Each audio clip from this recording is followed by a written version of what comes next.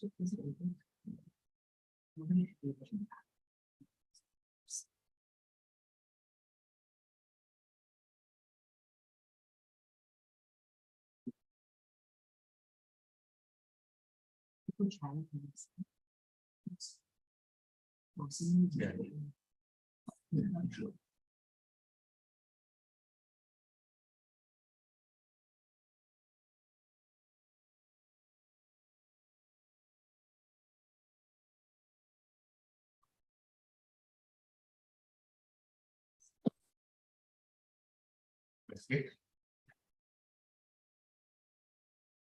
got 5 members. Members.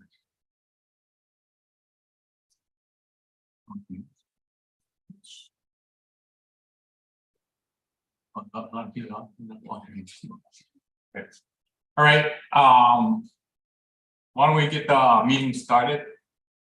Call the meeting to order. I asked Doug Adams to share as part of the welcoming protocol. Asked Doug Adams to share some manao or some thoughts about our meeting and where we're going. So Doug. Thank you, Chair. Aloha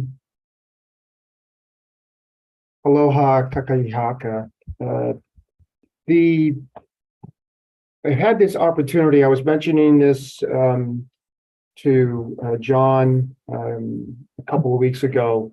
Our county is engaged in a couple of efforts. One is something that we're calling a hoku pa'a, which is focused on our efforts within the department to take a look at the future and over the horizon kind of activities. And then as a part of the Hawaii Executive Collaborative's Rediscovering Hawaii Soul initiative, we have in the county moved into an organizational activity within the departments here in the county called Pehea Ka'aina Ola Ka'aina. And these are, and from that structure, we are developing communities of practice. One of the communities of practice that I'm engaged in is the Maui community of practice. And we met a couple of days ago, and we were looking at our original definition, which is embedding Olelo Hawaii and Kawana Ike Hawaii into Hawaii County's culture, fostering a deeper connection to Hawaiian roots and the land through language and culture. So as a basic framework. And then we've had some conversation about what are the pillars associated with that? Is that actually the right definition? And all those kinds of things, which are essential for a continuation. And so my mana'o for today comes from that conversation and the initial work that was done to actually address a phrase for me that is somewhat problematic, and that phrase is understanding.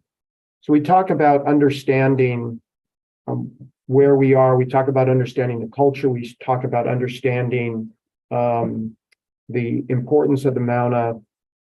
We talk about understanding our responsibilities and our role. And all those, I think on the face of it, makes sense. And yet there's something that is dissatisfying or unsatisfying to me about that. And I think part of it is that understanding indicates to me that there is a finishing, that there is a completion. And I believe this is not a thinking, this is a belief that we will likely not get to that finish line in this process. Doesn't mean that we won't accomplish things, because achievement's necessary, but there will be constant learning and continual learning as a part of this process. And for me, a better phrase, and one that I try to stay true to where I can, is exploration. I think that it's essential, at least for me, it's essential that I remain open to the variety of perspectives that are brought to the issues that we will see before us. I may have a responsibility to take a particular perspective, but I need to be willing to share that perspective with you all.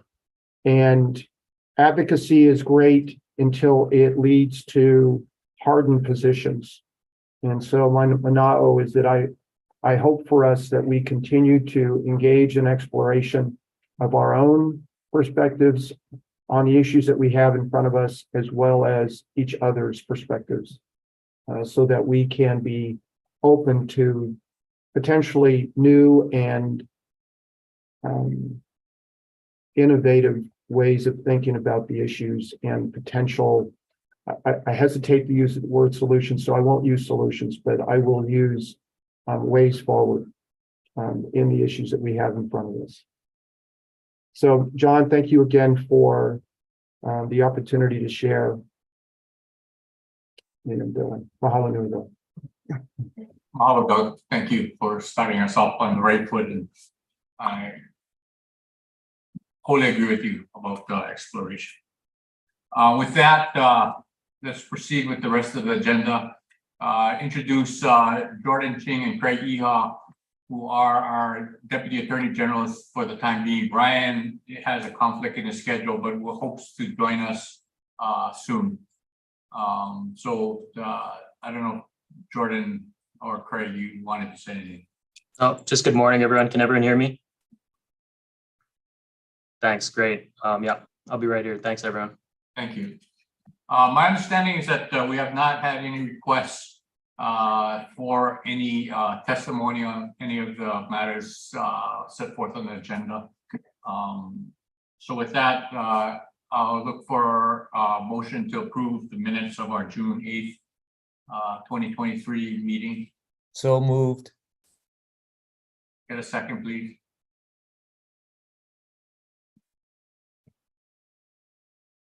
Laura seconds. Thank you, Laura. Any amendments or changes to the minutes? If not, all those in favor, raise your hand and say aye. Any opposed? Okay, thank you.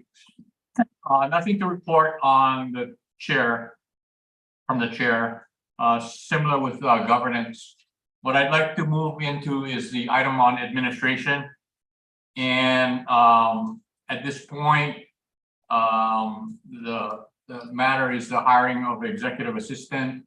The Rich, I don't know if you want to provide a status on that. Yep. So it's pretty short. We've gone through the almost the entire procedure, state hiring procedure, and we're at the point where an official offer is going to be made to the person. So I won't identify the person since I don't think that person has seen that paperwork and signed off yet, but we've gone through all the administrative process. So we're very close to hiring the executive assistant. Hopefully that person will be happy with the offer and accept, and then we'll provide their name at a future meeting. Any questions or comments, Rich, from any members of authority? If not, at our last meeting, I presented to you a position description, a PD for the executive director position. So I wanted to know if anyone had any comments or any concerns about that. If not, I was going to seek your approval to approve that PD, as well as start the process for posting for a permanent executive director. So first of all, any discussion?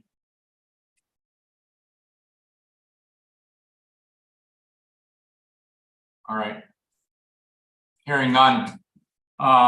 First thing, I think I'd like to separate the two issues. So the first issue is the issue of the PD. If we run that through the necessary, at least initial requirements, we'll have to, even after we approve our PD, we'll have to get it through the rest of the state system. But with that, I appreciate a motion to approve the PD as drafted and presented to you in our last meeting. Make a motion. Oh, yep, second. All right, any further discussion just on the PD? Not all those in favor of approving the PD itself, please raise your hand or say aye. All right, thank you, motion carried. Oh, by the way, I'm supposed to ask you before we proceed further, is everyone that's joining in by way of virtually alone in the room by themselves? Yes. All right, thank you. The next issue is posting of that PD. You know, it's imperative that we get a permanent executive director. So I'd like to get your approval again. We have to, once we complete our portion, we're going to have to go through the rest of the state process to get it posted, but just at least I wanted to get from you the authority to start that process by posting the executive director position. Can I get a motion? So moved. Second. All right. Any further discussion? Just that we should use our networks to find people that we think would be good to encourage them to apply. All right. So Okay. All those in favor, either hand or aye. Thank you. Motion carried. At this point, I wanted to discuss a matter that we would need to have an executive session on.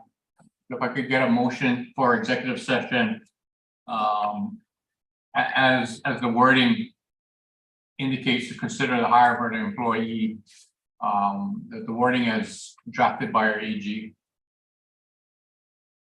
So I move that the board move into executive session pursuant to section 92-582 HRS to consider the hiring of an employee in section 92-584 HRS to consult with the board's attorney on questions and issues pertaining to the board's powers, duties, privileges, immunities, and liabilities.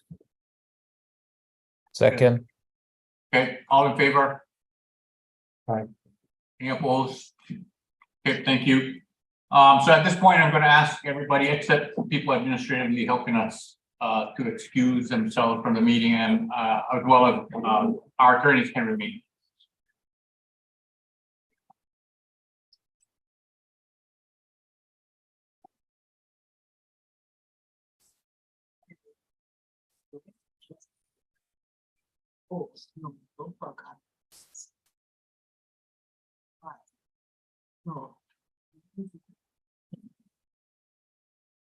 So it'll be 10. Just for you to enter. So we're off the live stream. Oh, 1 second, they have to join. All right, everybody has to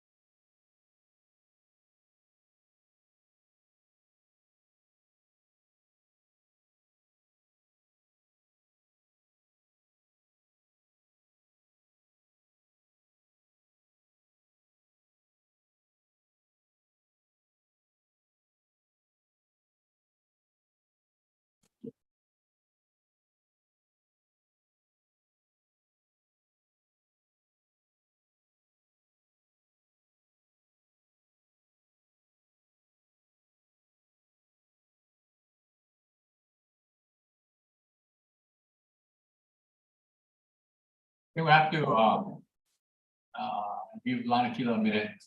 There you go. All right, thank you, everybody, for our executive session. So the current matter on the agenda is to approve the appointment of an interim executive director. And as a chair, I'd like to make a recommendation to all of you about that particular subject matter. At this point, I would recommend that we would appoint, subject to the getting matters through the state system, appoint MKSOA interim executive director. And the individual that I would recommend to you would be Wesley Machida. The point of hiring or appointing an executive interim director is that there are many administrative matters that have to be addressed and taken up, including the hiring of a permanent executive director.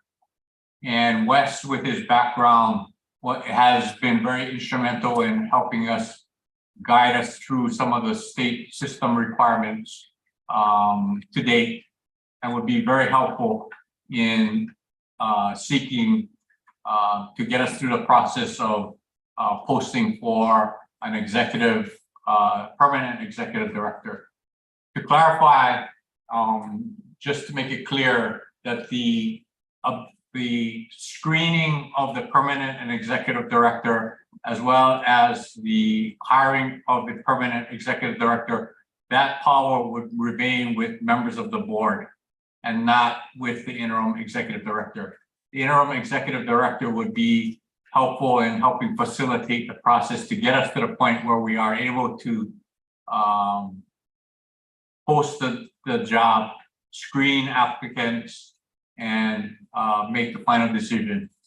Now, in terms of how long this interim executive director would, that position would be, how long he would hold that position is dependent upon how long it takes us to find the permanent executive director. It is our hope that by the end of this year, we will have located, and all of you as a board will have called through the different people that have applied, and also actually found someone that can serve as a permanent executive director. The difficulty in setting an end date is that we don't know how long that process is going to take, and how the applicant pool is going to look. So I'm hesitant to firmly commit, but like I said, the intention is to have the executive director, interim executive director, only serve to the end of the year. The last point I would like to make and to clarify is that, in my opinion, the issue of mission, the issue of strategy, the issue of vision remains with members of this board and what we do collectively as a board. It is not for the executive director to create that vision and or strategy. So all of you on the board will have input and ultimate decision-making as to how we proceed and the mission and the vision, etc. My hope is that during this time, focus will be on helping us stand up the authority in terms of the many requirements of the state. And I'm going to go through real briefly what his background is and why I think that he's the right individual to help us continue to stand up the authority, so that we are in a position to start having the board, instead of focusing on the standing up of the authority, to start talking about the vision and those very important issues that lay before us. So two things. First thing is, I wanted to explain to you that his educational background, he is a 1975 graduate from Kamehameha schools. He's received various degrees in economics, business administration, and accounting, as well as a Master's of Business Administration from the University of Hawaii at Manoa, as well as Chaminade University. He's worked in the private sector as an auditor for two of the major accounting firms in Hawaii.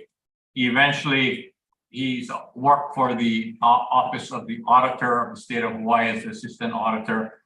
He's had a long-term relationship with the Employee Retirement System in the State of Hawaii, eventually becoming the Executive Director for the Employment Retirement System of Hawaii for 4 years. He also served as the Director of Finance for the Department of Budget and Finance for 3 years, and is very, very familiar with state government and some of the requirements that we have to work our way through as we stand up the authority. The second point I wanted to make is that Wes is very committed to the entire employee retirement system, as well as EUTF, which deals with health insurance for state employees and retirees, and serves voluntarily on several committees with that.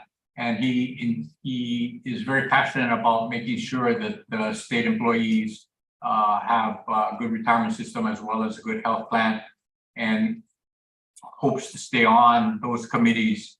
So with that, my recommendation is that we hire him as a half-time employee rather than a full-time employee, to allow him to continue to serve in those voluntary positions with the ERS and EUTF. So with that, I would ask, open it up for any discussion, and maybe we can ask for a motion to appoint Wes on a half-time basis to be the MKSOA interim executive director.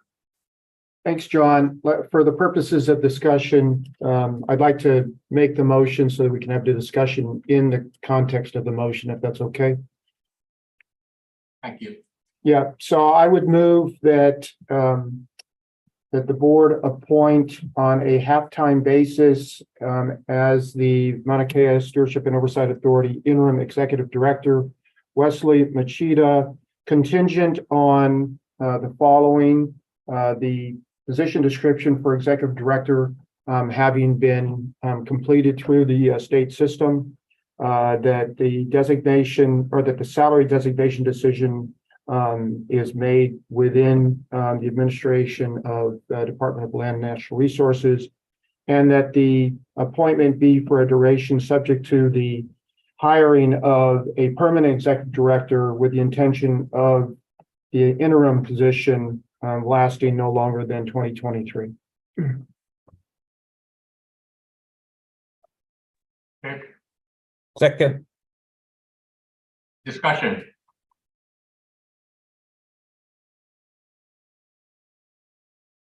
So for those of you, Wes is here with us if anyone has any questions that you might want to ask. Yeah, thank you. I would actually.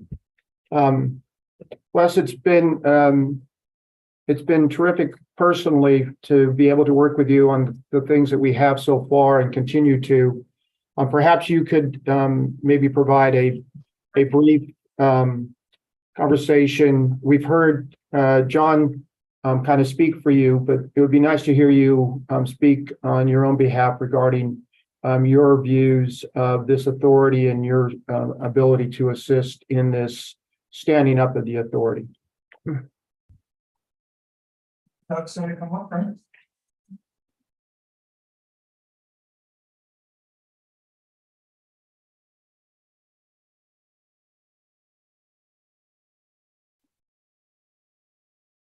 Thank you, Doug, and authority members, Chair. I appreciate all of the effort that you have put into standing up the authority so far. And my goal is to assist you as authority members in making sure that you do everything that's needed to move the agency forward, to stand up the agency. And I'll do my best to navigate through the state and governmental process in order to do that, working with whoever we need to deal with to accomplish your mission, your vision and mission, the goals and objectives that you will set and establish. And so I'm committed to doing that. As John had mentioned before, I do have other commitments that I'm working on currently and would like to continue to do that.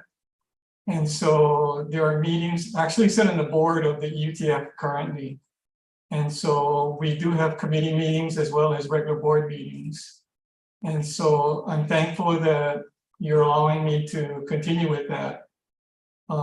If there's anything else that you need from me, feel free to ask. I can give you my personal cell number as well too, so that in case there are any questions that you have of me or status on any process, I'll be available at any time. I hate to say this, but I keep my cell phone with me 24/7. It's even with me when I'm sleeping. And believe it or not, people have called me out of state when it was like 2 or 3 in the morning, and I'm usually up till about 1 or 2 in the morning.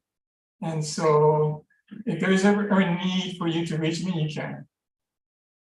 But I'm thankful for everything that you're doing and everything that you will be doing, and I'm grateful to be helping move forward. And I'm hopeful that you'll be able to get a permanent executive director down the road, and that person, whoever he or she is, will be able to navigate through the transition period and beyond that, because you're going to need stability going forward. So thank you very much. I've probably spoken too much already.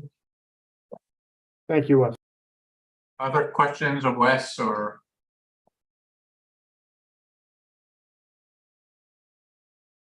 Okay, any further discussion?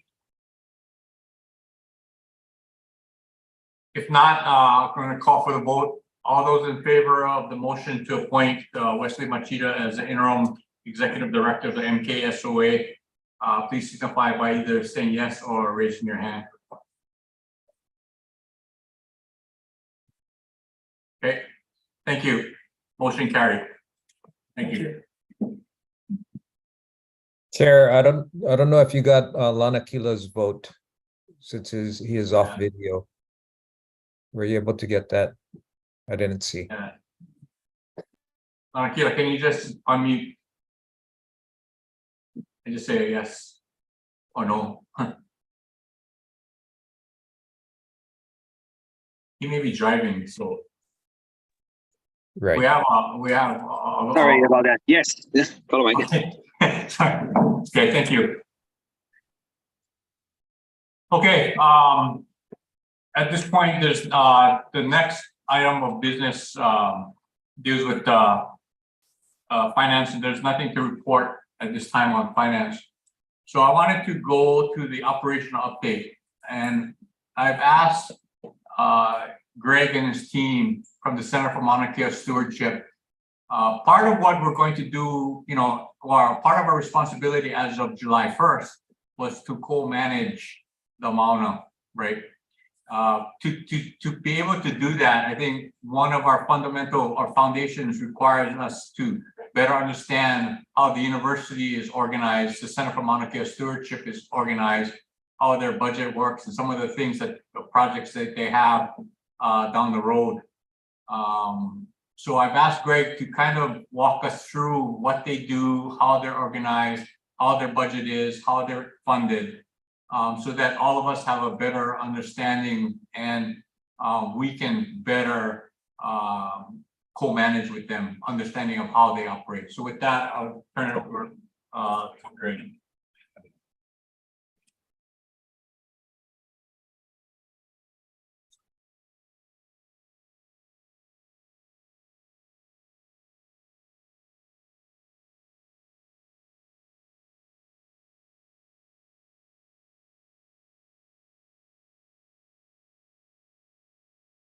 Hello, Aikako, board members.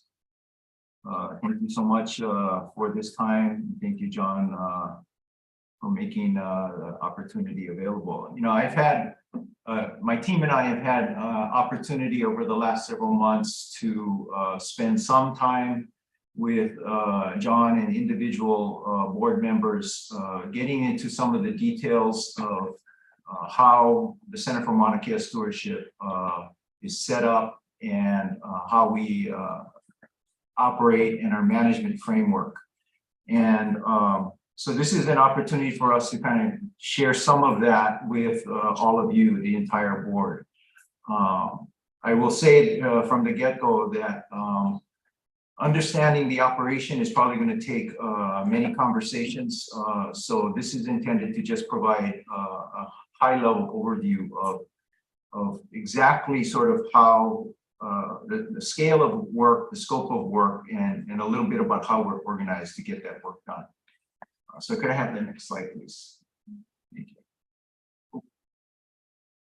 So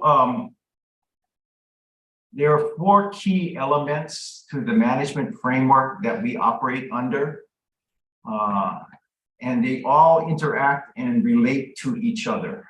Understanding how their interdependencies, if you will, is really critical to understanding the overall operation. I'll start with the upper left corner of this diagram. For me, it's a natural place to start, which is what we have called our master plan. The master plan is the document that sets forth our vision and our proposed uses of these lands that we lease from the state. It also, in our case, gets into quite a bit of detail about how projects come forward, how they would be reviewed, how they're approved. And it gets into a variety of different levels of detail around design standards and a variety of things. It also talks about the framework for our resource management efforts and various other parts of our activities. The second element is our management plans. And in our case, we have a comprehensive management plan that's supported by 4 sub-plans. And in addition to that, a variety of management policies and programs. That set of documents are really intended to describe how the university intends to manage activities on the Mauna. So while the master plan talks about proposed uses and how we want to utilize these lands, the management plan is really about managing activities. And so that's sort of one way to distinguish them. That whole set of plans is supported by the next quadrant, which is our administrative rules. And in our case, the university was authorized to develop administrative rules through Act 132, specifically to address management of public and commercial activities. So the administrative rules really kind of get into the details of what are allowed and not allowed, and how violations and things like that are to be handled. And then finally, in the lower left quadrant, are a whole set of documents comprising our general lease with the state, the subleases that we have issued to the observatories, a variety of documents called OSDAs, or Operating and Site Development Agreements. Those are individual agreements between the university and the observatories that specify a bunch of things, which I'll cover on the next slide. And then, of course, all of our permits, conservation district use permits, site plan approvals, and a variety of other things. Those set of documents, broadly speaking, outline how the partnerships are supposed to work, what individuals' rights are, as well as compliance requirements. So all of those elements have to work together. And of course, in the case of Mauna Kea, there's some special overlays. These are culturally sensitive lands. There are a diverse set of public interests associated with these lands. In addition to astronomy and culture, these lands are very, very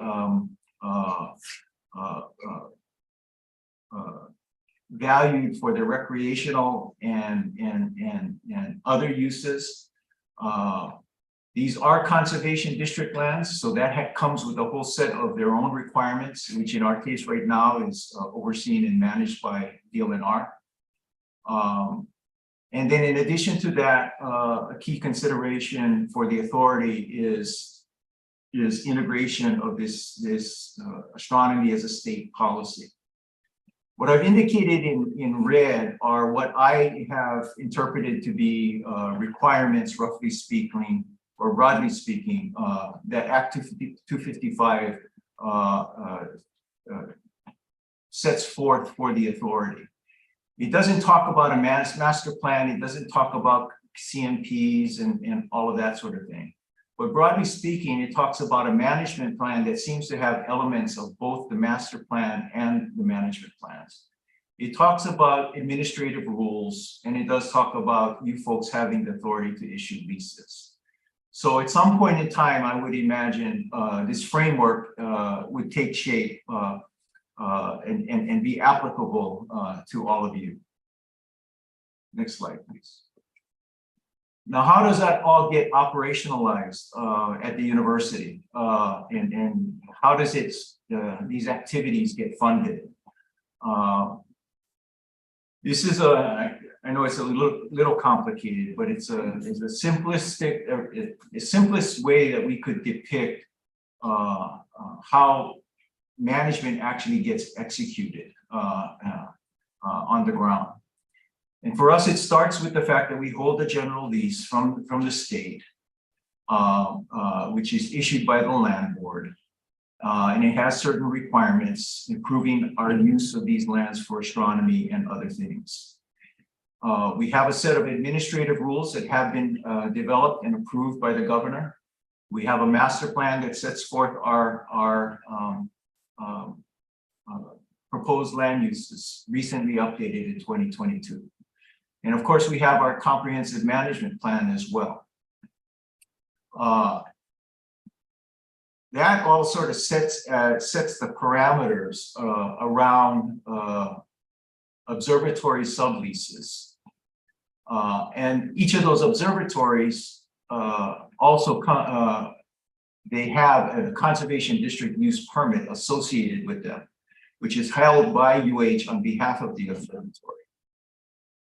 And then, of course, there's these operating and site development agreements. So that management structure framework sort of follows this flow. And what you see under the OSDA box is kind of what's covered in those agreements, which includes viewing time to UH, how the scientific cooperation is supposed to operate or happen between UH and the observatory. And then, especially important, it talks about how costs are shared for what we call our shared services. These are the services up on the Mauna that most people see and associate with our management. Those services are paid for predominantly by the observatories and some from UH. They're intended to be a cost-neutral site or cost center. No profit, they're supposed to operate at no profit, no loss. So the way it works is that UH Astronomy, which is UH funded, the Institute for Astronomy, manages their viewing time that are allotted through these OSDAs. And then the observatories all share in funding Mauna Kea shared services, which are operated or organized under the Center for Mauna Kea Stewardship. And so, which is UH funded as well. So under our CMS group, we have our rangers, our resource management programs, permitting compliance, education and outreach, and then all of the stuff that happens on the Mauna. And then there's two ways that observatories pay for those shared services. One is a direct funding, and the other is per use funding. And each of those have its own methodology that gets quite complicated and probably deserves a whole hour just walking you folks through as well. But this is kind of how it all works on a very practical level. Next slide, please. This is how we're organized. We have currently, I think it's about 55 plus or minus employees. Under the Center for Mauna Kea Stewardship, which are the green boxes, we have both UH employees and RCUH employees, depending on how those positions are funded. Under Mauna Kea Shared Services, we have primarily, well, all RCUH employees. That's where the bulk of our employees are. For historical and other reasons, Mauna Kea Shared Services was originally organized under the Institute for Astronomy. They are now operationally organized under the Center of Mauna Kea Stewardship. But for historical reasons, a lot of the accounts and sort of systems that have been set up in the past are really IFA centered or located within IFA. So we work quite closely with the Associate Director of the Institute for Astronomy on coordination of all of that set of operations. Next slide, please. Just to give you a little sense of activities, and this is primarily activities on the Mauna, what that looks like on an annual basis. These are just some highlights of some of the more significant activities. You can see road grading is a big part of our operation, graded typically twice a week. However, you see in fiscal years 19, 20, and 21, the impact of both COVID as well as the road closure that occurred on really for all of our activities. HP overnights have pre-COVID, we're almost 10,000 on an annual basis. They significantly dropped, but they're starting to pick up. You see there the hours of snow removal. We track that on an hourly basis. You see in fiscal year 2023, that was particularly high. Meal service, which are broken down into two categories: meals that are provided at the summit for those observatories when their employees are working at the summit during the day. We transport meals up there for them. And then we have also meals served at HP. You see a sense of water usage, both at the summit and at HP, gasoline usage, and then bookstore sales. And those are net sales, less cost of goods sold. So just to give you a little sense of sort of the scale and scope of the operation. Now, I will caveat this to say this is all just on the Mauna Kea Shared Services side. This does not include the other part of our organization, which has to do with the resource management, conservation work, our compliance and permitting work, and all of that, education and outreach and all of that. Next slide, please. All right, this is our fiscal year 2024 operating forecasts. We have separate financial statements for the stewardship side or the CMS side of the house and the Mauna Kea Shared Services side of the house. Part of the reason for that is because on the Mauna Kea Shared Services side of the house, the observatories, as I mentioned, pay for about 86% of those costs. So we have to keep a separate financial statements to be able to account for that for them. You see roughly in total, it's about a $7.98 million, operation on an annual basis. MKSS is intended to operate at a cost neutral, revenue neutral basis. We do have carryover funds and some reserve accounts that account for we use to account for projected losses, such as you see with MKSS for next year. The other thing that I would say about MKSS is that those costs are highly weather dependent every year. And so there's quite a bit of shifting of costs across the cost centers that occurs across the year. But this just gives you a snapshot, a high level snapshot of our operating forecasts. And then one more slide, thank you. We have been asked to provide some further information on upcoming or projected large projects or projects that are in all likelihood will extend into past the transition period.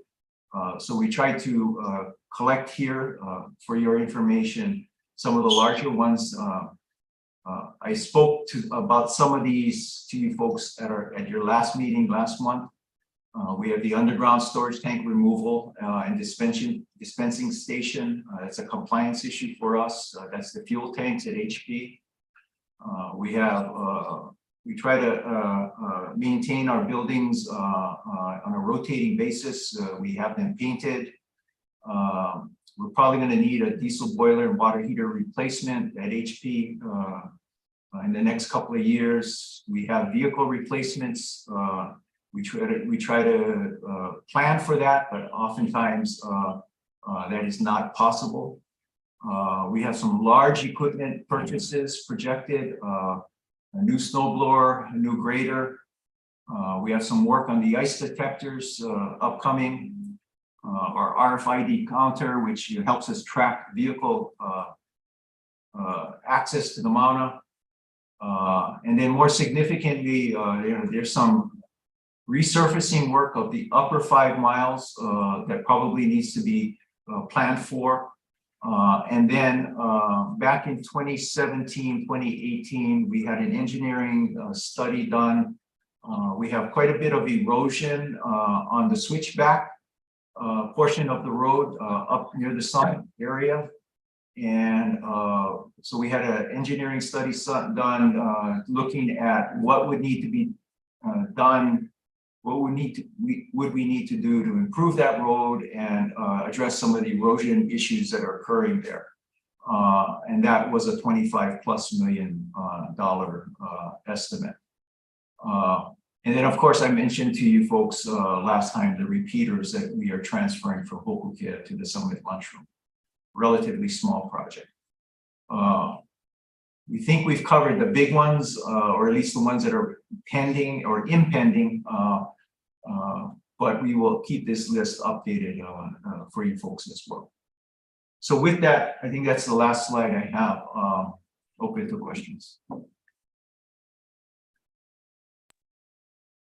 This is Doug. Thank you, Greg, for that. I'm going to look at the last slide, which is the current upcoming projects.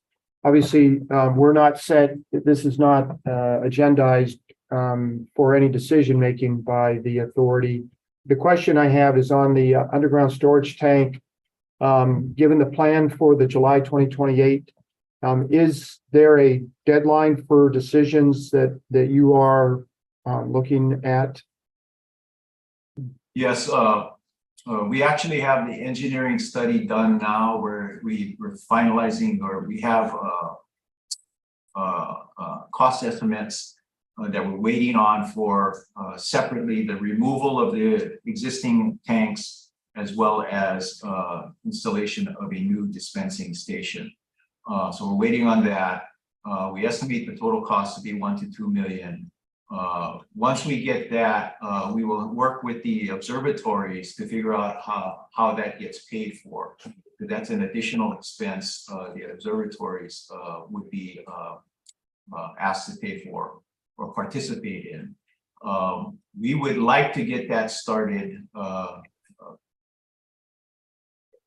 if not this year, next year, calendar year. It will require a conservation district use permit and an environmental 343 review or assessment.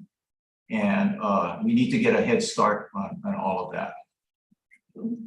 So to put it in my limited parlance, you're looking for some decision to move forward by third quarter of FY24.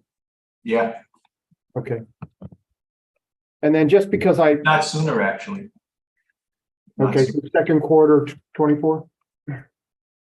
Yeah, Okay. And then on the repeaters transfer, I apologize. Is that accurate? Summit lunch? I just not aware of that. Sorry. Summit lunchroom. Ah, okay, got it. And then because I don't know all of the acronyms, HP refers to, Halepuhaku. oh, of course, silly me. Thank you.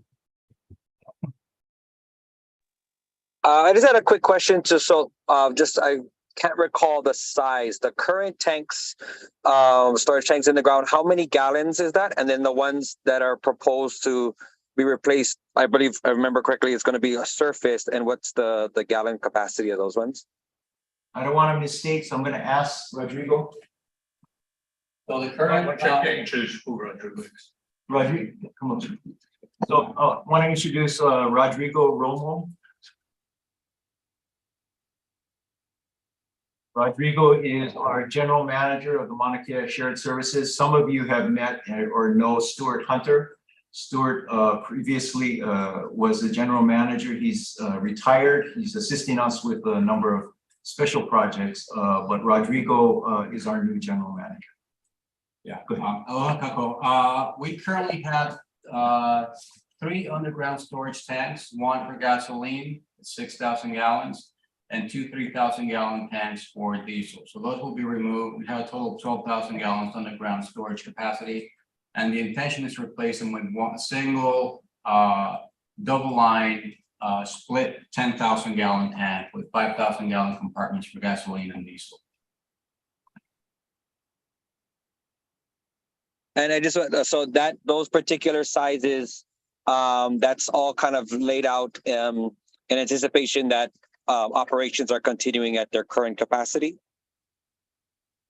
Correct. And so diesel is we're going to see a reduction in diesel use because we intend to replace the current diesel boiler with a propane boiler.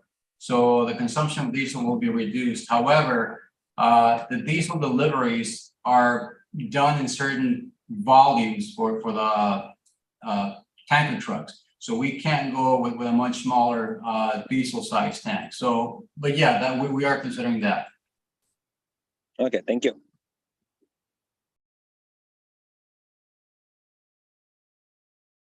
Other questions? Wow.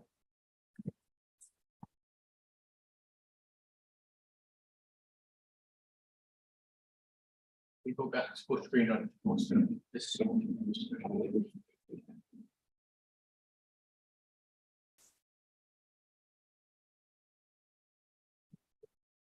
Right. Any further questions? It's a lot. I have to sit through this presentation maybe 3-4 times. There's a lot to throw at you guys in terms of how they're organized. But like I said, just at least if you need or desire to have a fuller discussion, fuller explanation, Greg and his group are willing to sit down with you individually to further explain any of their operations and their funding of their operations. So any further questions at this point? Oh, I'm sorry. I wanted to just ask, and I didn't catch it. So right now, just the greenhouse operation that's happening there. What department is that under? And is because I noticed that's not really mentioned. The greenhouse and that effort. So the greenhouse is part of our resource management program that is under the CMS or stewardship side of the house. If you look at the org chart, so we have a resource management manager supported by a small team of folks, and they manage the greenhouse. Okay, so that's under. Okay, thank you.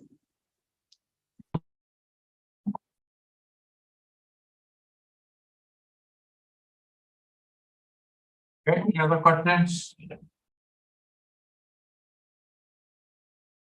Okay, thank you very much, Greg.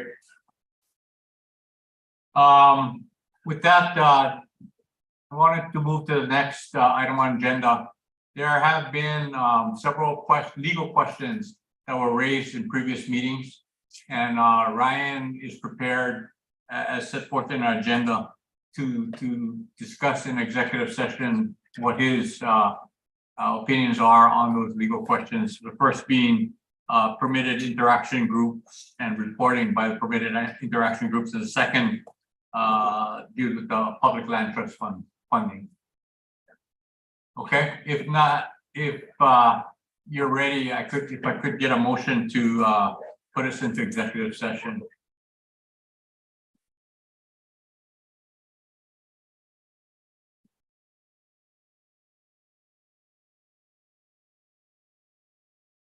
So move. Can I get a second, just so that it's clear, we're moving into executive session pursuant to section 92-5A4. Consult with the board's attorney on questions and issues pertaining to the authority's powers, duties, privileges, immunities, and liabilities. Can I get a second? Okay, Second. thank you, Mike. Okay, I'm gonna ask everybody, people, give themselves again. Chair, was there a vote? Oh, all those in favor, sorry. Technicalities. Okay, thank you. I forget you.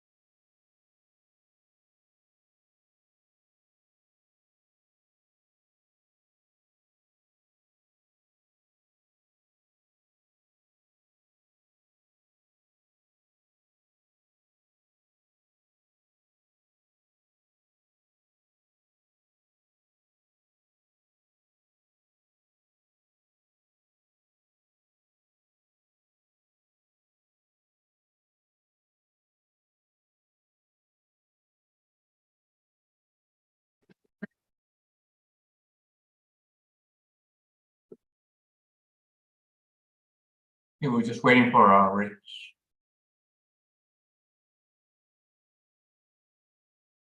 There we go. All right, so we've had the executive session, and the only two issues that we discussed were reporting by permitted interaction groups and also management of public land trusts. I think there's a recent OIP decision that says we're supposed to just state what we talked about in the executive session. Okay, so the last item is just announcements. Our next meeting is August 10th at 10 a.m. The second announcement is that I've been made aware that there's a hearing before the Board of Land and Natural Resources on July 28th at 9:30, and that hearing deals with whether the 30-meter telescope and the University of Hawaii has complied with condition number 4.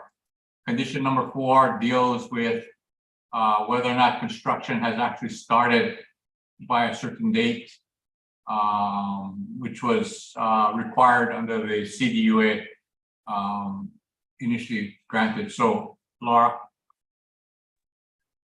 Hopefully I'm not misspeaking, but I believe that hearing is getting moved. Okay. So we'll let you guys know if the hearing is moved, but as of now was set, or maybe it's been moved, but it was originally set. But that's the issue. The issue is whether or not the University of Hawaii has complied. The University of Hawaii holds the CDUA for the TMT telescope. So the question is whether or not they complied with condition number 4, which required construction to start by a certain time frame. And we'll keep you apprised about if that hearing has been moved and the time and date of that hearing. Okay, with that, I appreciate everybody. A lot of substantive information kind of presented to all of you today.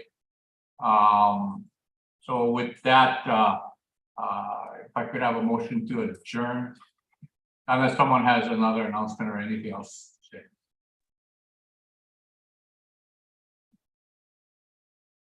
I move.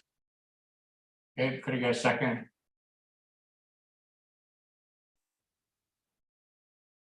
Second. All right.